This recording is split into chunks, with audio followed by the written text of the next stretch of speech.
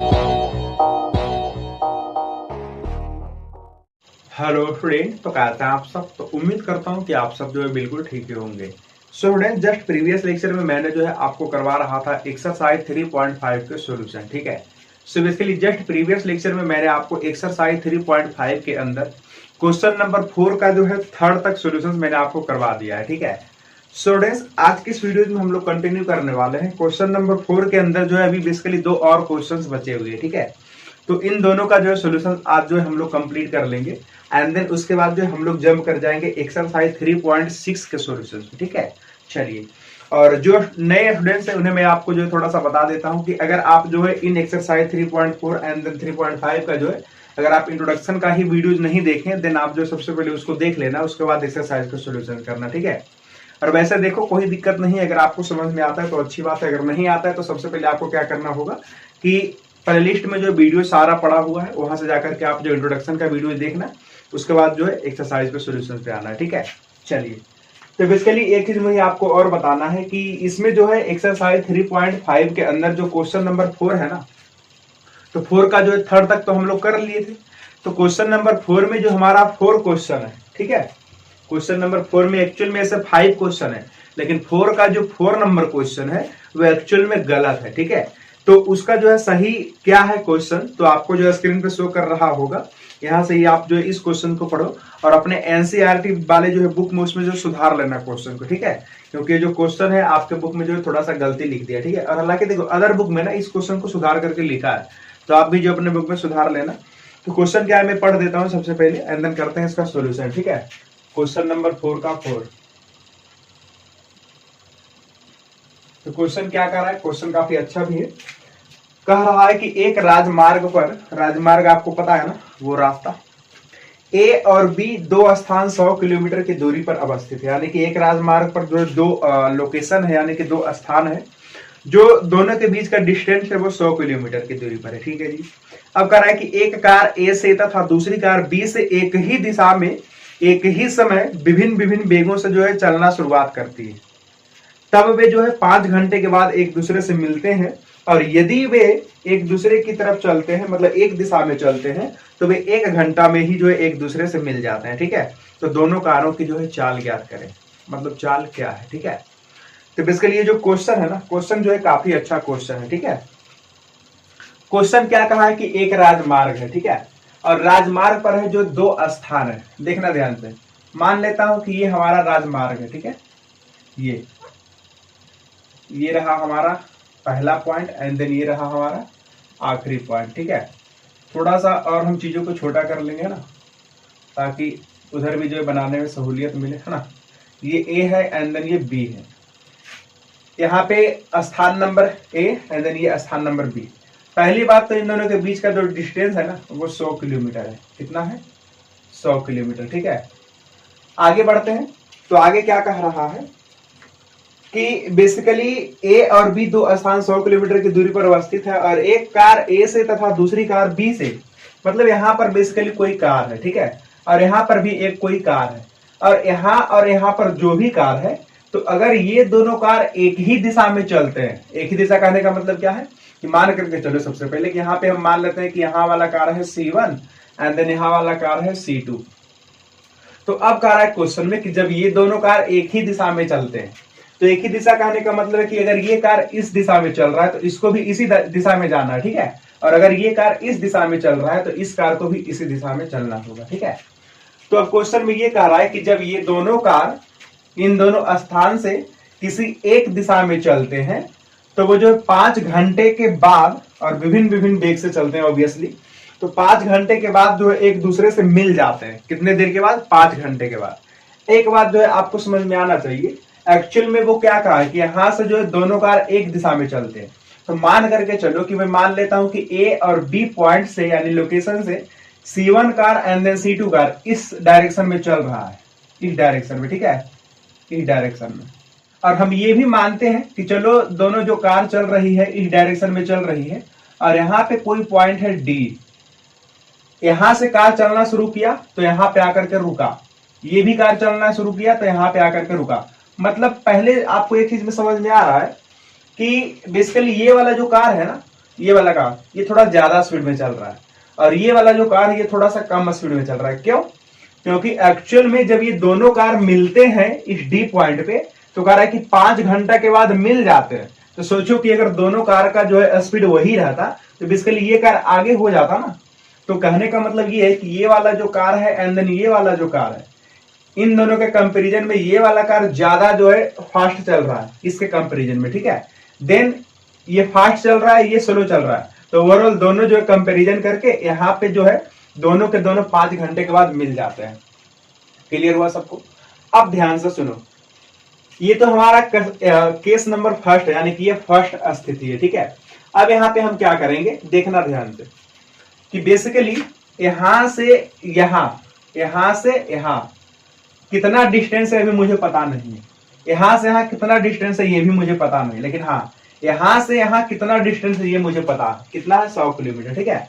अब देखो एक्चुअल में आपको यहाँ पे एक और चीज भी नहीं पता है कि बेसिकली यहाँ पे कार का चाल है कितना, ठीक है।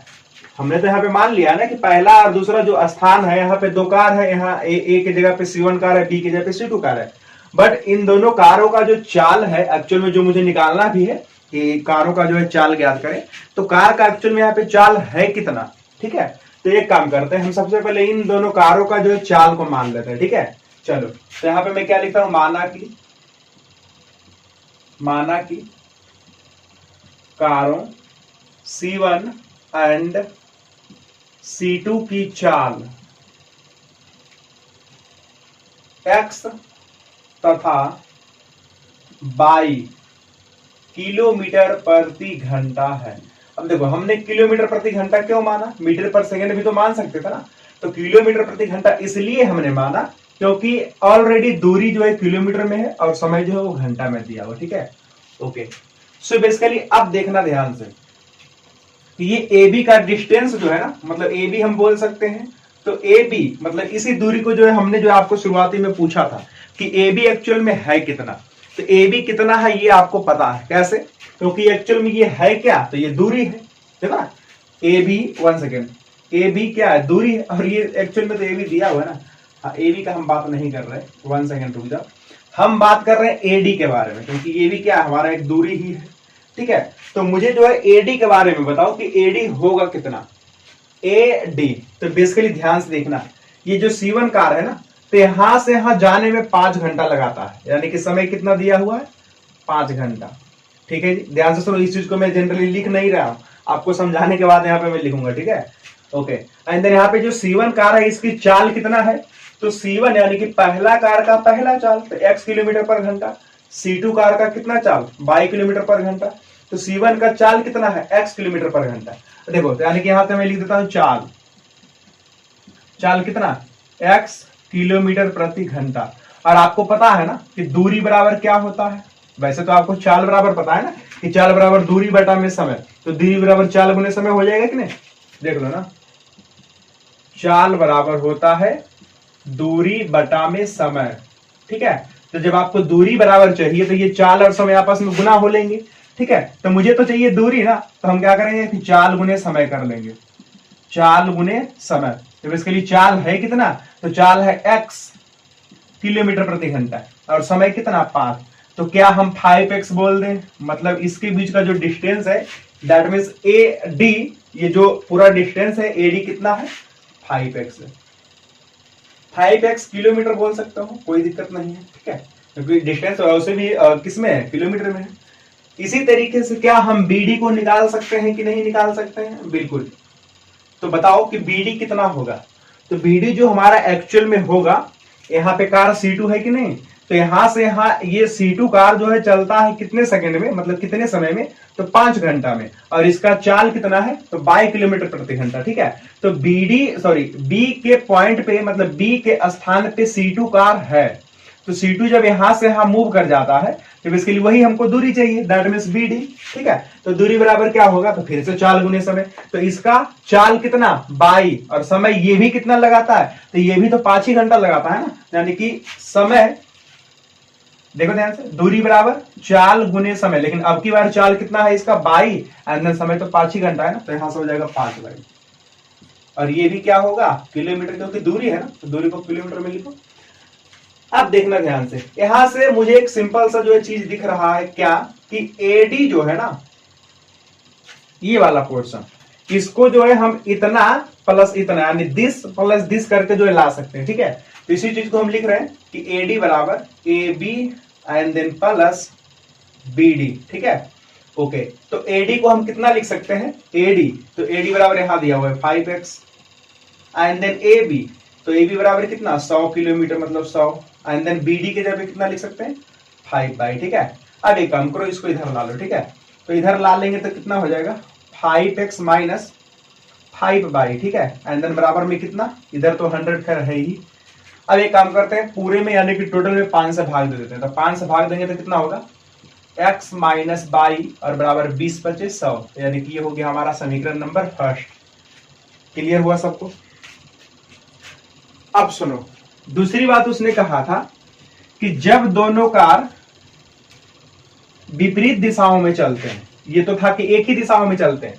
अब ये जो मैंने कहा कि चलो इधर वाला पॉइंट डी है जहां पे ये दोनों जो है पहुंचते हैं इधर की साइड में, तो ये जो है डी वाला पॉइंट अब इधर भी ले सकते थे। ठीक है, क्योंकि आप ऐसा मान सकते थे, अभी तो दोनों कार इसी डायरेक्शन में आ रहा है ना। ठीक है, तो हम ऐसा भी मान सकते थे कि दोनों कार उस डायरेक्शन में चल रहा है, तो देखो ये भी इधर एंड देन ये भी इधर, तो कहने का मतलब कि दोनों का जो डायरेक्शन है वो सेम है ना। बट अब कह रहा है कि नहीं, अब जो विपरीत डायरेक्शन में चलता है। ठीक है, मतलब अगर ये वाला कार इधर जा रहा है तो ये वाला कार इधर जाएगा। ठीक है, तो इसके लिए देखना कि हम दूसरा जो है फिगर बनाएंगे। मान लेते हैं कि ए के पॉइंट पे हमारा कार C1 था एंड देन बी पॉइंट पे हमारा जो कार है वो C2 था। ठीक है, तो हम मानते हैं कि अब की बार ए जो कार है ना वो इधर जा रहा है, इधर, एंड देन बी जो कार है वो इधर आ रहा है। ठीक है, तो अब देखो ये इधर एंड देन ये इधर, तो दोनों का डायरेक्शन जो है वो विपरीत हो गया ना। ठीक है, तो अब वो कह रहा है कि जब दोनों जो है विपरीत डायरेक्शन में चलते हैं तो एक दूसरे से जो है वो 1 घंटा में जो है मिल जाते हैं। कितना देर में? 1 घंटा में। तो एक काम करो, हम मान लेते हैं कि ये वो वाला पॉइंट है जहां पे ये इधर जा रहा है और ये इधर आ रहा है, तो दोनों यहाँ पे मिलता है। ठीक है, और यहाँ पर जो पॉइंट हम मान लेते हैं ई। अब देखो यहाँ पे डी मत लेना क्योंकि डी ऑलरेडी हमने मान रखा है। ठीक है, तो इसीलिए हमने लिया ई। ठीक है, अब ध्यान से सुनो, अब की बार वो बोला है कि 1 घंटा में ही जो है एक दूसरे से मिल जाते हैं, तो फिर से उसी तरीके से हम कैलकुलेट कर लेते हैं ना। एक्चुअल में ए से बी के बीच का डिस्टेंस है कितना, तो वही 100 किलोमीटर, इसमें क्या शक है।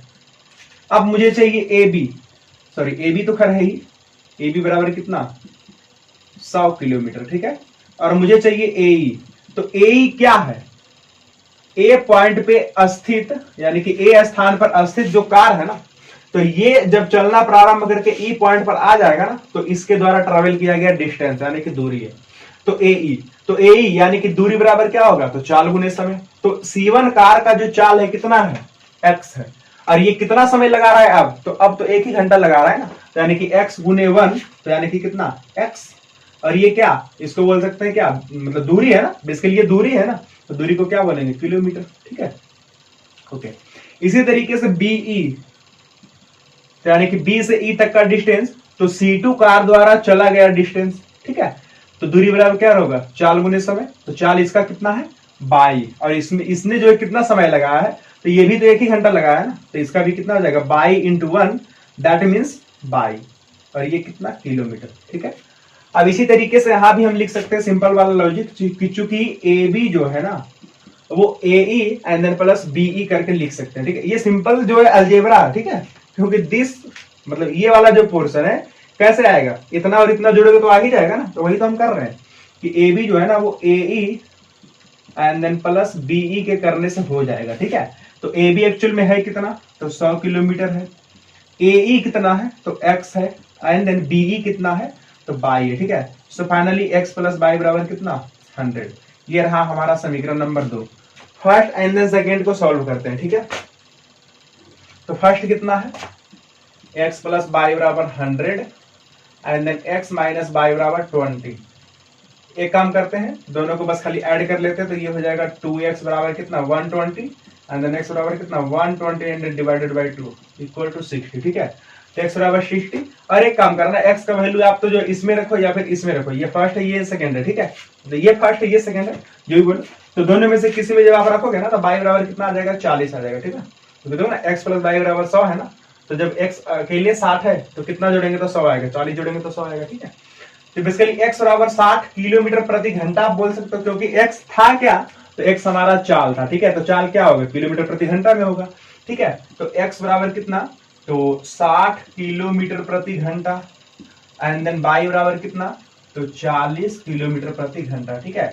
तो ये हमारा आंसर है। किसका आंसर है, तो दोनों कारों की जो है वो चाल है, यही आपसे पूछ रहा था, ठीक है। तो ठीक है, आपको जो क्वेश्चन समझ में आ गया होगा ना। चलिए बढ़ते क्वेश्चन नंबर सेकंड की तरफ। तो सेकंड वाला जो क्वेश्चन है ना, ये भी काफी अच्छा क्वेश्चन है, इसको मैं यहाँ पे मिटा देता हूँ। सेकंड वाला जो क्वेश्चन है ना, वो ऑलरेडी मैं आपको बता चुका हूँ, ठीक है। ये आयत वाला क्वेश्चन है, तो एक्चुअल में इस क्वेश्चन को मैंने आपको ऑलरेडी भी बताया है, ठीक है। क्वेश्चन काफी सिंपल है। अच्छा, आयत का जो है क्षेत्रफल क्या होता है, आप जल्दी से कमेंट में करो, क्योंकि इसमें जो हम यूज करने वाले हैं आयत का क्षेत्रफल, ठीक है।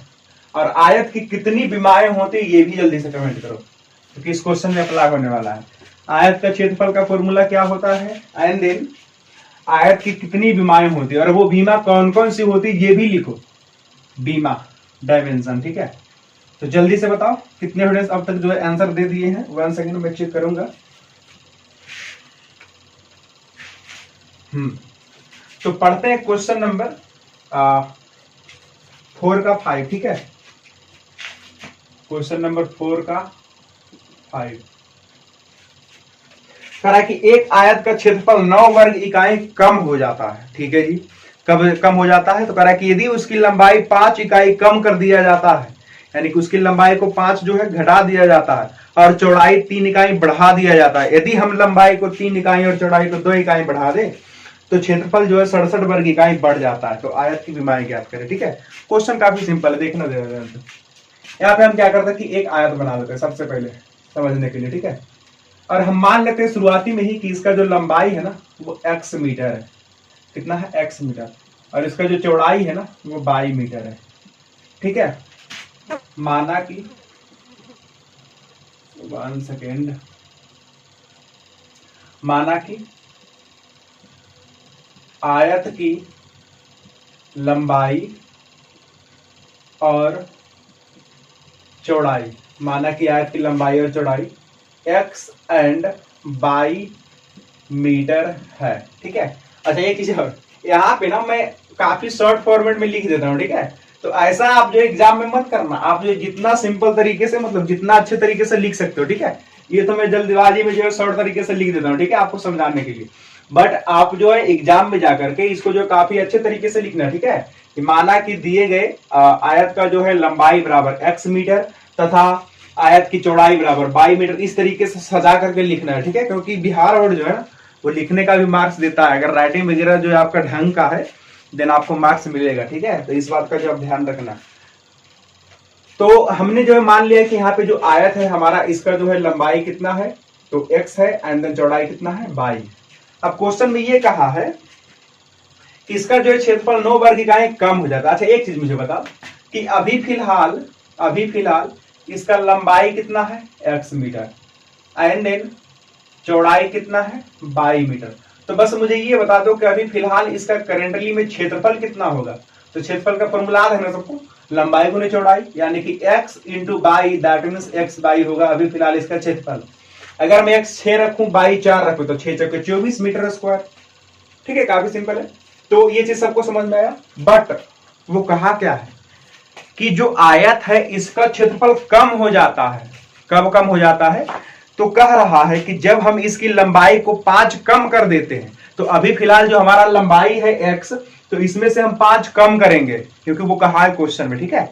और चौड़ाई को 3 बढ़ा देते हैं, तो चौड़ाई को क्या करेंगे, 3 बढ़ा देंगे, ठीक है। तो हम लंबाई में 5 कम करेंगे, चौड़ाई में 3 बढ़ाएंगे। तो इस समय अब देखो, घटाने और बढ़ाने से लंबाई चौड़ाई घटाएंगे और बढ़ाएंगे, तो ऑब्वियस सी बात है कि क्षेत्रफल तो घटेगा बढ़ेगा ही। बट वो कह रहा है कि पहले वाला जो क्षेत्रफल था ना, तो पहले वाले क्षेत्रफल में से 9 वर्ग इकाई कम हो जाता है, ये वो कहना चाह रहा है, ठीक है। देखना ध्यान से, यहां मैं लिखता हूं केस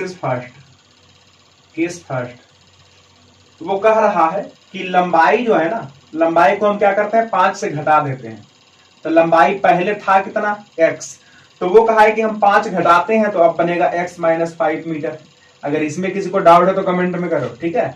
देखो ना, पहले मैंने माना था कि लंबाई x मीटर है, तो वो कह रहा है कि अगर लंबाई 5 मीटर कम हो तो कर दिया हमने कम ना। चौड़ाई के बारे में क्या कहा है उसने, वो कह रहा है कि चौड़ाई जो है ना वो 3 इकाई जो बढ़ा दिया जाता है। तो अभी फिलहाल 22 है, तो जब इसको 3 इकाई बढ़ा देंगे तो 22 + 3 हो जाएगा।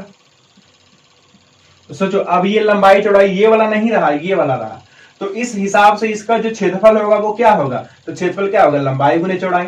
That means x - 5 and then 22 + 3 ये रहा इसका क्षेत्रफल।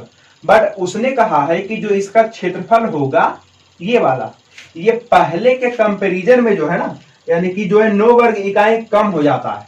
तो पहले हमारा था क्षेत्रफल x × 22, तो क्या ये जो क्षेत्रफल है इसके बराबर है, नहीं।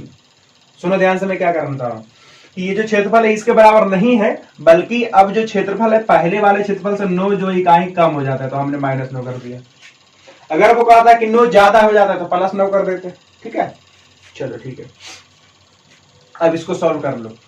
तो इसको जो गुना करेंगे तो कितना बनेगा, अच्छा यहां से एक चीज लिख देना, प्रश्नानुसार, क्योंकि ये जो चीज है ना, ये चीज जो हमने लिखा, ये प्रश्न को पढ़ करके लिखा है कि लंबाई में 5 घटाने के बाद चौड़ाई में 3 जोड़ने के बाद इसका जो क्षेत्रफल है, यानी कि ये रहा क्षेत्रफल, तो पहले वाले क्षेत्रफल से 9 कम है, ठीक है। तो इसको गुना करना ना, तो x × 22 and then -5/, and then इसमें से जब आप गुना करोगे तो 3x, एंड देन इसको गुना करोगे तो -15 और बराबर x/- -9, ठीक है। x/, से x/, काट लेते हैं तो बचेगा कितना, 3x - 5/, एंड देन बराबर कितना, जल्दी से बोलो, ये +15 में से हो जाएगा तो 6, ठीक है। इसको बोल देते हैं समीकरण नंबर 1। ओके, आगे अब पढ़ते केस सेकेंड, ठीक है। तो अब उसने कहा कि यदि हम लंबाई को 3 इकाई और चौड़ाई को 2 इकाई बढ़ा दे तो क्षेत्रफल 67 इकाई जो बढ़ जाता है। यानी कि अब की बार जो क्या कहा रहा है कि लंबाई को भी बढ़ाते हैं और चौड़ाई को भी बढ़ाते हैं, ठीक है। तो यानी कि लंबाई को जब बढ़ाते हैं तो कितना बढ़ाते हैं, 3, देखो क्वेश्चन में देखो, यानी कि x + 3 बढ़ा देता है, ठीक है। और चौड़ाई को कितना बढ़ा दिया, 2, तो चौड़ाई हो गया 22 + 2, ठीक है। नाउ अब जो इसका क्षेत्रफल है ना, तो क्षेत्रफल मतलब कौन चीज, लंबाई गुने चौड़ाई, है ना। तो यानी कितना, x + 3 एंड देन 22 + 2, यही तो है लंबाई गुने चौड़ाई। पहले से कितना बढ़ा है, तो पहले था x × 22, क्योंकि पहले वाला क्षेत्रफल देखो ना, पहले वाला क्षेत्रफल x × 22 है ना, तो इसमें से जो है ना 67 इकाई जो बढ़ जाता है, 67 वर्ग इकाई जो है बढ़ जाता है, ठीक है।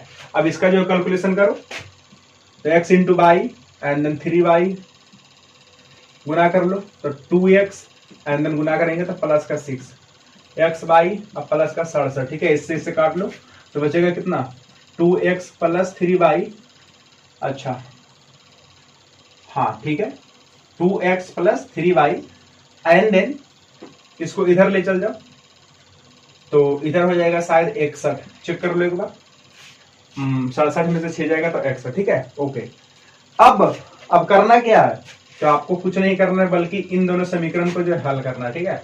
और ये मैं नहीं कर रहा हूं, ठीक है। इन दोनों को जो आप या तो बीजगणितीय आलेखीय विधि से हल करो, या तो प्रतिस्थापन विधि से, या फिर विलोपन विधि से, या फिर बृहद गुणन विधि से, ठीक है। तो आप जो बृहद गुणन विधि से हल कर लेना, x बराबर क्या फॉर्मूला है, x बराबर b1c2 - b2c1 and then a1b2 - a2b1, ठीक है। एंड देन y बराबर क्या है, तो a2c1 - a1c2 एंड देन बटा में a1b2 - a2b1, ठीक है। यहां से क्या करना कि a1 b1 c1 नोट कर लेना, यहां से a2 b2 c2 नोट कर लेना, ठीक है। इसमें पुट कर लेना, आंसर आ जाएगा, ठीक है। जिससे नहीं होता है ना वो कमेंट कर देना, ठीक है। चलिए, तो उम्मीद करता हूं कि यहाँ पे जो है मैंने आपको जो एक्सरसाइज 3.5 का जो है सॉल्यूशन जो है कर दिया समाप्त। तो ये जो आपको अच्छे तरीके से समझ में आया होगा, ठीक है। चलिए, तो अगर वाकई में समझ में आया तो प्लीज वीडियो को कर दीजिए लाइक, एंड देन अगर आप जो इस चैनल पर नए हैं तो प्लीज चैनल को कर दीजिए सब्सक्राइब, ठीक है।